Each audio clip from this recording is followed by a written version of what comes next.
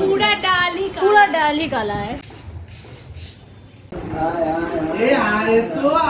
কেমন একটা এক্সপ্রেশন দিলাম আর তখনই ভিডিওটা করি। দর্শন করি জগন্নাথ।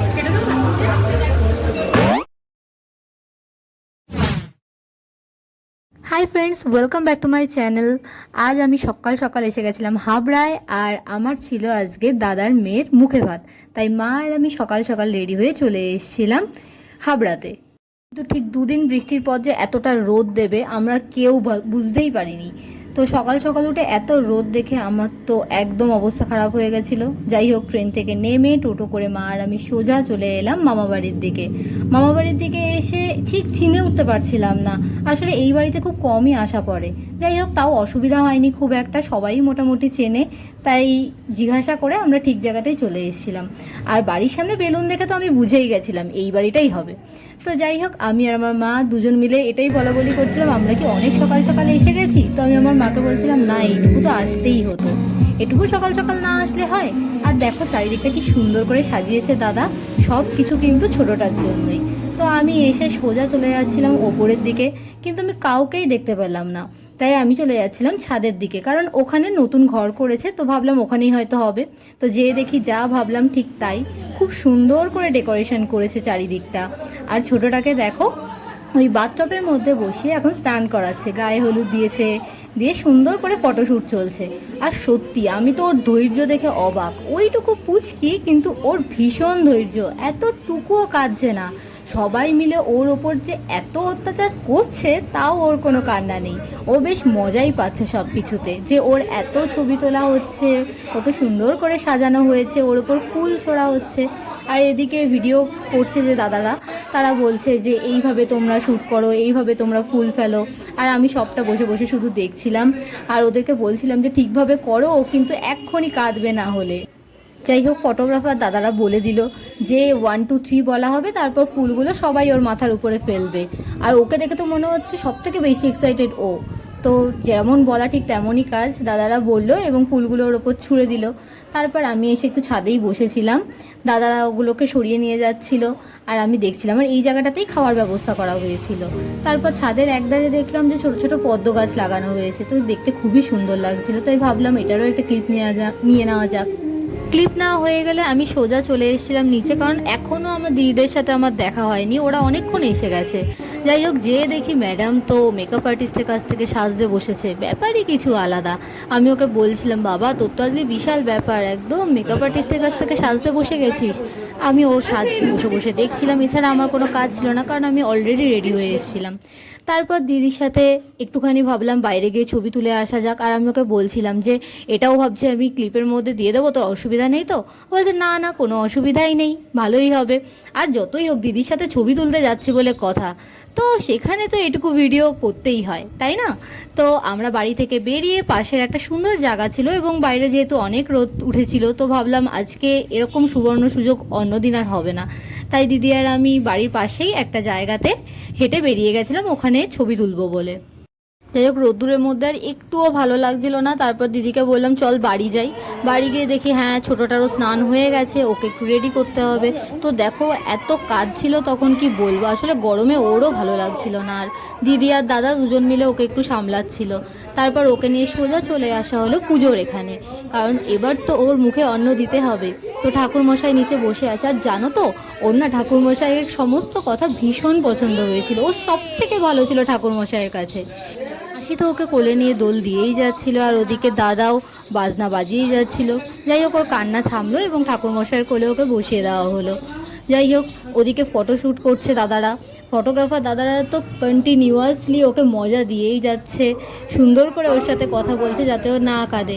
আর ওদিকে আমাদের ঠাকুরমশাইও কিন্তু খুব ভালো ছিল, উনি কিন্তু ওকে একটুও কাঁদতে দেয়নি, আর ও সব থেকে ভালো কথা শুনছিল ঠাকুরমশাইয়ের। যাই হোক, ও তো এত আলো ছবি ক্যামেরা দেখে অবাক হয়ে দেখছিল যে এগুলো হচ্ছেটা কি ওর সাথে। আর আমরাও এদিক থেকে ওকে কথা বলেই যাচ্ছিলাম যাতে ও না কাঁদে। তারপর সবাই মিলে উলু দিচ্ছিল, শঙ্খ বাজাচ্ছিল, এবং ঠাকুরমশাই সবার আশীর্বাদ নিয়ে, ঠাকুরের আশীর্বাদ নিয়ে ওর মুখে প্রথম অন্ন তুলে দিল।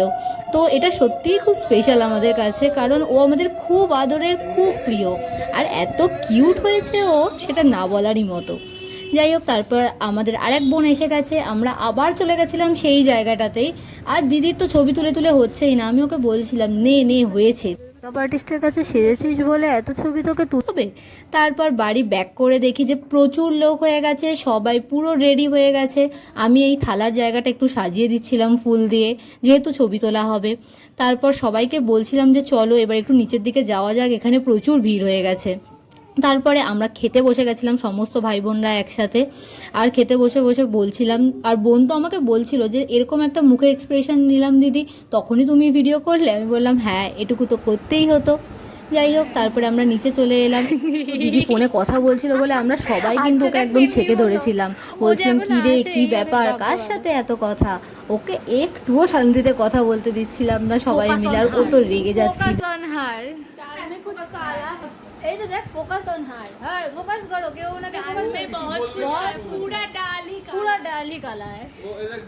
তারপর সবাইকে গুড বাই বলে ভীষণ মন খারাপ নিয়ে চলে এলাম হাবড়া স্টেশনের দিকে, কারণ এবার যে বাড়ি যেতেই হবে। তার মধ্যে মায়ের সাথে একটু চলে গেলাম হাবড়ার একটা শপে, মা ওখান থেকে কেনাকাটা করে এসছে এর আগেও। তারপর কেনাকাটা হয়ে গেলে আবার চলে গেলাম স্টেশনে। আর এত গরম পড়েছিল, ট্রেনটাও লেট, আর পারা যাচ্ছিল না। দুদিন বৃষ্টি দিয়ে এই রথের দিনকে এত গরম আর মেনে নেওয়া যাচ্ছিল না। তো ভীষণ টায়ার্ড হয়ে গেছিলাম, কিন্তু যাই হোক ট্রেনটা অন্তত ফাঁকা ছিল, তাই ফাঁকা ট্রেনে যথেষ্ট আরাম করতে করতেই বনগাঁর দিকে ফিরছিলাম। আর আমি ভাবছিলাম গিয়ে আবার আমায় ফ্রেশ হতে হবে, রেডি হতে হবে, হয়ে দিয়ে আবার ফ্রেন্ডসদের সাথে বেরোতে হবে, কারণ রথের মেলা বলে কথা। আর দেখো যেতে যেতে ভিউটা কি সুন্দর ছিল, মানে সানসেটটা না সবসময় যেন খুব সুন্দর হয়। আর আজকে চারিদিকটা তো ফ্রেশ ছিল যে আরও ভালো লাগছিল সানসেটটাকে দেখতে। যাই হোক, বনগাঁয় ঢুকে গেলাম। বনগাঁয় ঢুকে গিয়ে আমি তো ভিড় দেখে অবাক, এরপর তো বেরোবো, কিন্তু বাড়ি যাব কি করে এত ভিড়ের মধ্যে। বাড়ি যেতে যেতেই তো অর্ধেক সময় চলে গেল। তারপর বাড়ি গিয়ে ফ্রেশ হয়ে রেডি হয়ে আমি আর পর্ণা আবার বেরিয়ে পড়েছিলাম। আর এর মধ্যে আমি আমাদের ফ্রেন্ডসকে খুঁজে পাচ্ছিলাম না, মানে রুবিকে। অ্যাজ ইউজুয়াল ও আবার হারিয়ে গেছে, কোথায় হারিয়ে গেছে জানি না, এবং ফোনটাও ও ধরছে না। তো আমরা ওকে ফিরে পাওয়ার পর বলছিলাম তুই এত ছোটো মানুষ, কেন যে হারিয়ে যাস। তারপর মেলার ভিড়ের মধ্যে দেখো আমরা এইভাবে ঢুকে গেছিলাম, আর কিছুই বুঝতে পারছিলাম না যাব কোন দিকে, কারণ হাঁটা ছাড়া তো আর কোনো কাজ নেই। তো হেঁটে যাওয়া ছাড়া, এছাড়া আমাদের আর কোনোই কাজ ছিল না। তো আমরা হেঁটেই যাচ্ছিলাম। আর ভিড়টা দেখো, মানে আমাদের বনগাঁয় বোধহয় অষ্টমী নবমীতেও এত ভিড় হয় না। আর রথও সেরকম বেরিয়েছে, অন্তত 7-8টা রথ তো বেরিয়েইছে বড় বড়, আর ছোট রথ তো গুণে শেষ করা যাবে না। তো বোধহয় বনগাঁ প্রপারের সমস্ত মানুষ এদিনকে রাস্তার ওপরে, যশোর রোডে। তো মোটামুটি আমরা ভাবছিলাম যে এখান থেকে এইটুকু হাঁটতে আজকে যা সময় লাগবে তাতেই সব সময় চলে যাবে। আর দুধার দিয়ে এরকম গাছ বসেছিল, দেখতে খুব ভালো লাগছিল, কারণ রথের দিন গাছ পুঁততে হয়, তো গাছের দোকান তো বসবেই। তারপর রথের দোকান বসেছিল, ছোট ছোট সুন্দর সুন্দর রথ ছিল। আর বলরাম, জগন্নাথ দেব, সুভদ্রাকে দেবীকে দেখে আমাদের তো মন একদম ভরে গেছিলো।